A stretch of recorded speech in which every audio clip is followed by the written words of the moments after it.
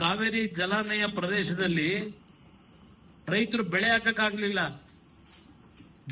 ಬೆಳೆ ಉಳಿಸ್ಲಿಲ್ಲ, ಕಬ್ಬೆಲ್ಲ ನಾಶ ಆಗೋಯ್ತು. ಇವತ್ತು ಪಾರದರ್ಶಕವಾದಂತ ರೀತಿಯಲ್ಲಿ ತೀರ್ಮಾನ ತಗೋತೀರಾ? ಇಷ್ಟು ಬಾರಿ ಡೆಲ್ಲಿಗೆ ಬಂದು ಮಾಡಿದ್ದೇನಪ್ಪ? ಇಲ್ಲಿ ಬರೋದು ವೇಣುಗೋಪಾಲ್ ಮನೆ ಕಾಂಪೌಂಡು, ಅಲ್ಲಿಂದ ಸುರ್ಜೇವಾಲಾ ಮನೆ ಕಾಂಪೌಂಡ್ ಕಾಯಕ ಬರ್ತೀರಾ ಇಲ್ಲಿ? ಈಗ ಪರಿಸ್ಥಿತಿ ಎಲ್ಲಿಗೆ ತಂದು ನಿಲ್ಲಿಸ್ತೀರಿ? ಯಾಕಂದ್ರೆ ಎಲ್ಲಾ ಸರ್ಕಾರಗಳಿದ್ದಾಗಲೂ ಇದು ಬಂದಿದೆ ಸಮಸ್ಯೆ. ನೀರ್ ಬಿಡಲ್ಲ ಅಂತೂ ನೀವೇನು ಹೇಳಕ್ ಆಗೋದಿಲ್ಲ, ಗೊತ್ತಿದೆ ನಮಗೆ. ಬಟ್ ನೀವು ನಡ್ಕೊಂತಾರೆ ರೀತಿಗಳೇನಿದೆ? 3 ವರ್ಷದಲ್ಲಿ ನೀವು ನೀರಾವರಿ ಮಂತ್ರಿ ಆಗಿ 2018ರ ತೀರ್ಪು ಏನ್ ಕೊಟ್ಟಿದ್ದಾರೆ, ಮಳೆ ಕೊರತೆ ಇದ್ದಾಗ ಏನ್ ತೀರ್ಮಾನ ಮಾಡಬೇಕು ಅಂತಕ್ಕಂಥದ್ದಕ್ಕೆ ಅಲ್ಲಿ ಏನು ಆದೇಶ ಇಲ್ಲ. ಇದನ್ನೇ ದುರುಪಯೋಗ ಪಡಿಸಿಕೊಂಡು ತಮಿಳುನಾಡಿನವರು ಒತ್ತಡಗಳನ್ನು ಹಾಕಿ ನೀರನ್ನ ಪಡೀತಕ್ಕಂಥದ್ದೇನಿದೆ, ಈ ಇಶ್ಯೂನ ಕಳೆದ 5 ವರ್ಷದಲ್ಲಿ 18 ಅಂದ್ರೆ ಈಗಾಗಲೇ ಹೆಚ್ಚು ಕಡಿಮೆ 8 ವರ್ಷ ಆಯ್ತು. ಈ ಇಶ್ಯೂನಲ್ಲಿ ನೀವು ಏನ್ ನಮ್ಮ ವಕೀಲರ ಜೊತೆ ಚರ್ಚೆ ಮಾಡಿ ಟಾಪ್ ಪ್ರಿಯಾರಿಟಿನಲ್ಲಿ, ಯಾಕೆಂದ್ರೆ ಕಳೆದ 3-4 ವರ್ಷದಲ್ಲಿ ಸುಮಾರು 800 TMC ಮೇಲೆ ಹೋಗಿದೆ ಸಮುದ್ರಕ್ಕೆ ನೀರು. ಆವರೇಜ್ ಪ್ರತಿ ವರ್ಷ 300-340 TMC ಬಿಟ್ಟಿದ್ದೀವಿ. ಇದು ಹಲವಾರು ವರ್ಷಗಳು, 10 ವರ್ಷದಲ್ಲಿ 6 ವರ್ಷ 7 ವರ್ಷ ನೀರಿನ ಸಮಸ್ಯೆ ಇರಲ್ಲ, ಇನ್ನೊಂದು 3-4 ವರ್ಷ ಸಮಸ್ಯೆ ಬರುತ್ತೆ. ಈ ಸುಪ್ರೀಂ ಕೋರ್ಟ್ನ ತೀರ್ಪು ಬಂದ ನಂತರ 2018ರಲ್ಲಿ ಈ 6 ವರ್ಷದಲ್ಲಿ ಎಷ್ಟು ಬಾರಿ ಈ ಡಿಸ್ಟ್ರೆಸ್ ಫಾರ್ಮುಲಾನ ಅಳವಡಿಕೆ ಮಾಡಲಿಕ್ಕೆ ಒತ್ತಡವನ್ನ ತಂದಿದ್ದೀರಿ? ಎಷ್ಟು ಚರ್ಚೆ ಆಗಿದೆ?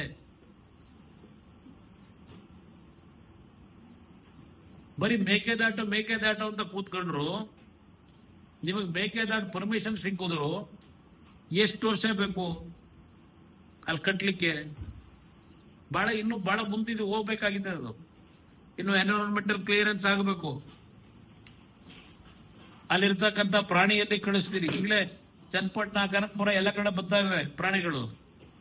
ಬೆಂಗಳೂರು ಸಿಟಿ ಕರ್ಕೊಂಡ್ ಬಂದ್ಬಿಡ್ತೀರಾ? ಇವೆಲ್ಲ ಸಮಸ್ಯೆಗಳಿದೆ.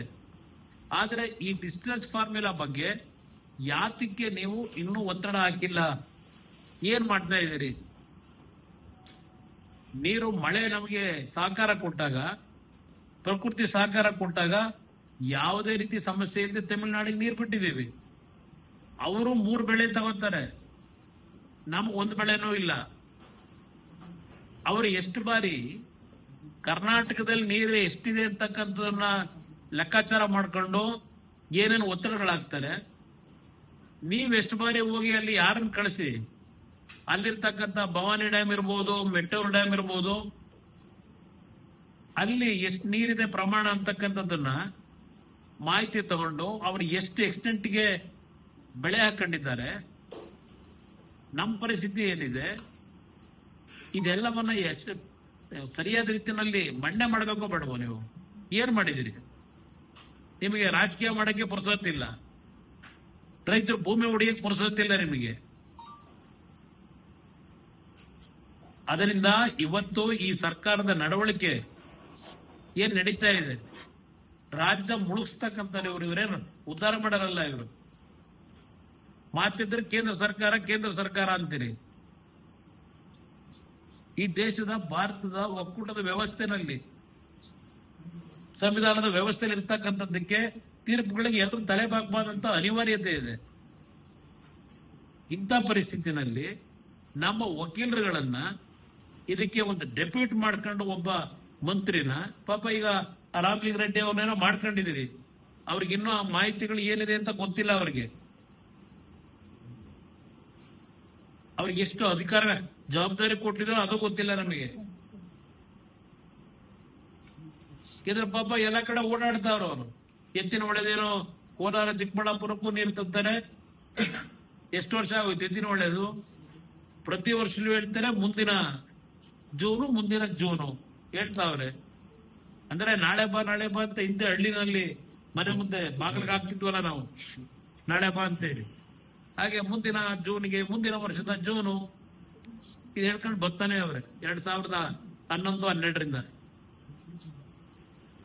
ಅದರಿಂದ ಮಾತಿದ್ರೆ ಅಲ್ಲಿರ್ತಕ್ಕಂಥ ಕೆಲವು ಮಂತ್ರಿಗಳು ಅವಕ್ಕೆಲ್ಲ ನಾನ್ ಯಾಕೆ ಉತ್ತರ ಕೊಡ್ಲಿ, ಅವ್ರ ಕೈಲಿ ಹೇಳಿಸೋದು, ಇವ್ರು ಹೇಳೋ ಇದಿಲ್ಲ. ಮೇಕೆದಾಟಿಗೆ ಪರ್ಮಿಷನ್ ಕೊಡಿಸ್ಲಿ. ಮೇಕೆದಾಟಿಗೆ ನೀವು ಪರ್ಮಿಷನ್ ಸಿಕ್ಕಿದ್ರು ಇನ್ನು ಎಷ್ಟು ವರ್ಷ ಬೇಕಂತ ಕಟ್ಟೋದಕ್ಕೆ ನೀವು 10-15 ವರ್ಷ ತಗೊಂತೀರಿ. ಅಪ್ಪರ್ ಭದ್ರಾ ಏನಾಯ್ತು, 2006ರಲ್ಲಿ ನಾವೇ ಕ್ಲಿಯರೆನ್ಸ್ ಕೊಟ್ಟೆ ನನ್ನ ಕ್ಯಾಬಿನೆಟ್ ನಲ್ಲಿ, 20 ವರ್ಷ ಆಯ್ತು. ಇನ್ನು ಅಪ್ಪರ್ ಭದ್ರಾ